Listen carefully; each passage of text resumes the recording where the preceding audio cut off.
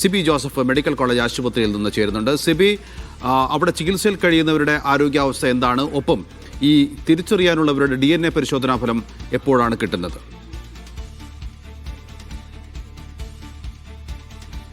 ഇപ്പോൾ തൃശൂർ മെഡിക്കൽ കോളേജിൽ ചികിത്സയിൽ കഴിയുന്നത് 10 പേരാണ്. 10 പേരിൽ 6 പേരുടെ ആരോഗ്യനില തൃപ്തികരമാണ്. 4 പേരുടെ ആരോഗ്യനില ഗുരുതരാവസ്ഥയിൽ എന്നുള്ളതാണ് ഏറ്റവും പുതിയ വിവരം. ഇതിൽ ഈ വെടിക്കെട്ടിന്റെ നടത്തിപ്പുകാരനായ സതീഷിന്റെ ആരോഗ്യനില ഇപ്പോഴും അതീവ ഗുരുതരമായി തുടരുന്നു. സതീഷ് ഇപ്പോഴും വെന്റിലേറ്ററിൽ ചികിത്സ തുടരുകയാണ്. അതേസമയം തന്നെ മറ്റ് 3 പേർ വിഷ്ണു, ഉണ്ണികൃഷ്ണൻ, രാകേഷ് എന്നിവരാണ് ICUവിൽ കഴിയുന്നത്. ഇതിൽ വിഷ്ണുവിന്റെ ആരോഗ്യനിലയിൽ നേരിയൊരു പുരോഗതി ഇന്നിപ്പോൾ രാവിലെ ആശാഭവനെ തന്നെ കാണിക്കുന്നുണ്ട്.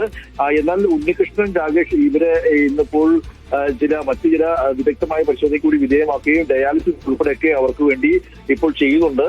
മറ്റ് 6 പേരുടെ ആരോഗ്യനിലയിൽ ആശ്വാസകരമായ ഒരു വാർത്ത തന്നെയാണ്. ഇവരെ ഇന്നിപ്പോൾ വാർഡുകളിലേക്ക് മാറ്റിയിട്ടുണ്ട്.